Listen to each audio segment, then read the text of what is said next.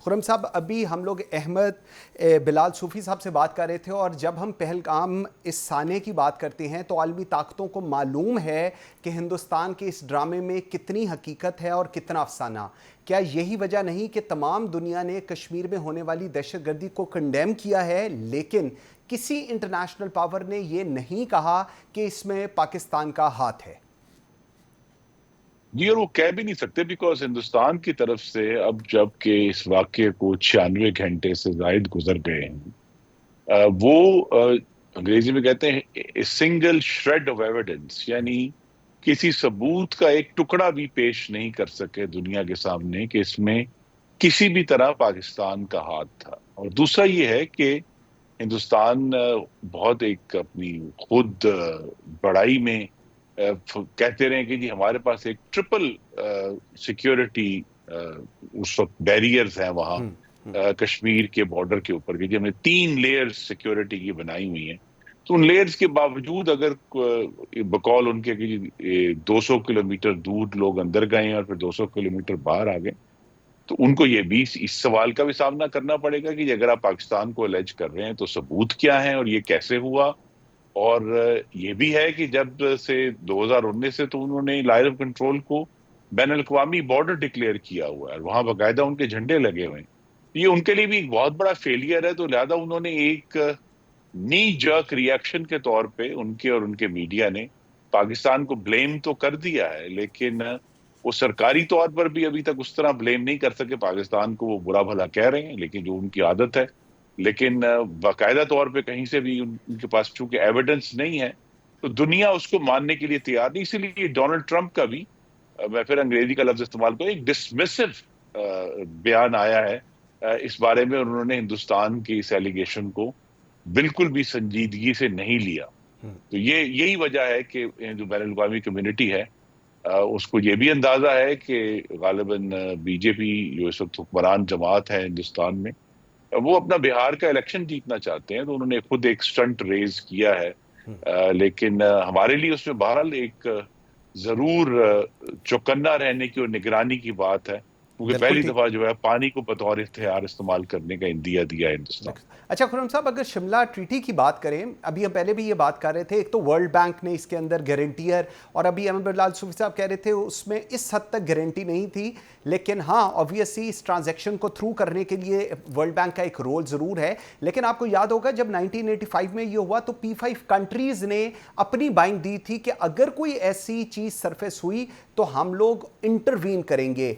इसको लेकर आपका क्या ख्याल है? अब सूरत हाल किस तरफ जाती आपको नज़र आ रही है? क्योंकि अनलाइकली बिल्कुल हम देख रहे हैं कि जो सिक्योरिटी फोर्सेस हों, चाहे वो हिंदुस्तान की हों चाहे हमारी हों, उनकी मूवमेंट जो है वो शुरू होती नज़र भी आ रही है, और वो अपेरेंटली लग भी रहा है जो हिंदुस्तान के अज़ाइम हैं कि वो कुछ ना कुछ करेगा। और ऑब्वियसली थ्रू देयर मीडिया जिस तरह का एक बुली एटीट्यूड वो शो कर रहे हैं, वो भी एक इंतहाई अफसोसनाक चीज़ है।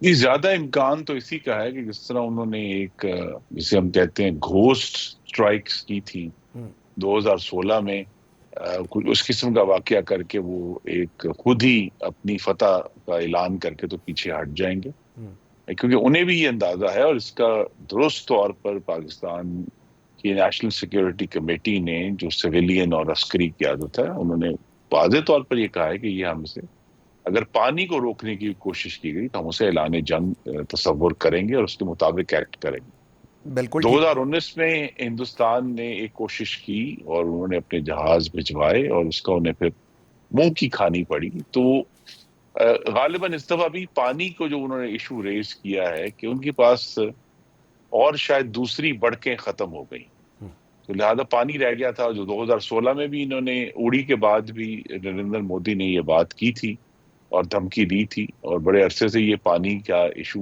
जो है उसको रेज कर रहे हैं। लेकिन दिफाई हलकों में जब भी किसी खतरे की एक्चुअल हिसाब किताब किया जाता है, कैलकुलेशन की जाती है, तो उस पर देखना चाहता है कि उनके बयानों पर नहीं बल्कि सलाहियत पर। तो हिंदुस्तान के पास जो 3 मगरबी दरिया हैं उन पर एक बहुत मैं कहूँगा कि कलील सलाहियत है पानी को रोकने की। वो तो खुद जो उनका मकबूजा कश्मीर है उसमें पानी डूबेगा। और 2014 में हमने देखा था कि सैलाब आया और पाकिस्तान की तरफ पूरा पानी खोल देने के बावजूद श्रीनगर जो है वो डूब गया डूब गया था था। 2014 में। बिल्कुल हाँ। ऐसे, तो बिल्कुल। लिहाजा उनको भी इस बात का अंदाजा है, तो उन्होंने इस इशू को रेज जरूर किया है। और चूंकि अब सवाल यही है जिसकी तरफ आप इशारा भी कर रहे हैं, क्या 2021 में जो लाइन ऑफ कंट्रोल के ऊपर एक सीज फायर पाकिस्तान और हिंदुस्तान के ने एग्री किया था, क्या वो कायम रहता है या नहीं, उसको किस तरह वो तोड़ने की कोशिश करते हैं। हाल पाकिस्तान हर लिहाज से अल्हम्दुलिल्लाह मुत्तहिद और चौकन्ना है, और हम इसकी पूरी जो सिचुएशन है उसको बहुत करीब से देख रहे हैं। और इंशाल्लाह हिंदुस्तान की किसी भी इंकर्जन को बहुत ही भरपूर तरीके से रोकेंगे भी और उसका जवाब भी देंगे। बिल्कुल ठीक है। सिंतास मुआहदे की अगर बात करें, उसकी शिकों के मुताबिक किसी 3 पॉइंट्स थे। एक, कोई तनाज़ा होगा, उसकी सूरत में पहले दोनों ममालिक बाहमी बातचीत से मसला हल करेंगे, वो चीज़ नल एंड वाइड हो गई। उसके बाद अगर बातचीत नाकाम होती है तो एक गैर जानिबदार माहिर, मतलब एक जो न्यूट्रल एक्सपर्ट हो, उसकी तकर्री की जाएगी। वो अपेरेंटली नज़र नहीं आ रहा। और अगर फिर भी मसला हल ना हो तो उसके बाद परमानेंट कोर्ट ऑफ आर्बिट्रेशन में लेकर जाया जा सकता है। इस पूरे सिनेरियो में ये कुछ भी नहीं हुआ और एक यकतरफा फैसला, अगर मैं कहूं तो वो गलत नहीं होगा, हिंदुस्तान ने सुना दिया है। इसको आप फिर किस तरह, how do you think government will counter it now? जी, पहले तो आपके नाजरीन को ये सराहत से बात मालूम होनी चाहिए, पाकिस्तान और हिंदुस्तान का पानी के ऊपर कोई तनाज़ा नहीं हुआ जिसकी बुनियाद पे हम इसको कहेंगे जी ये कोर्ट ऑफ आर्बिट्रेशन है या उसके वैसे कोई इंडिपेंडेंट एक्सपर्ट्स हैं। ये जो हिंदुस्तान का एक मुसलमान मुखालिफ और पाकिस्तान मुखालिफ जंगी जुनून है, उसके अंदर उन्होंने पानी को बतौर हथियार इस्तेमाल करने ट्रू, का फैसला किया है। ट्रू। तो लिहाजा पानी का कोई डिस्प्यूट नहीं है इस, और उसमें इसीलिए उस ट्रीटी में लिखा भी हुआ है कि कोई फरीक इसको अज खुद खत्म नहीं कर सकता जब तक दूसरा फरीक उस पर अपनी जो है ना वो कंसेंट ना दे। इसीलिए हिंदुस्तान ने इसको जो है कहा है कि हम इसको इन एबियंस कर रहे हैं, मुअत्तल कर रहे हैं, इसको खत्म नहीं कर रहे। लेकिन इसके ऊपर जैसे मैंने कहा उनके ऊपर फौरी एक्शन लेने के लिए उनके पास सलाहियत नहीं है। तो लिहाजा ये इसको सिर्फ एक हथियार के तौर पर इस्तेमाल कर रहे हैं मामलात को मजीद संगीन करने के लिए। और पाकिस्तान ने दुरुस्त तौर पर ये बात कही, और मैं उसको दोहराना चाहता हूँ कि अगर उन्होंने पानी को रोकने की या उसको डाइवर्ट करने की कोशिश की तो पाकिस्तान की अल्हम्दुलिल्लाह जो कौमी ताकत है उसके तमाम जो अनासर हैं उसको इस्तेमाल करते हुए उसका जवाब दिया जाए।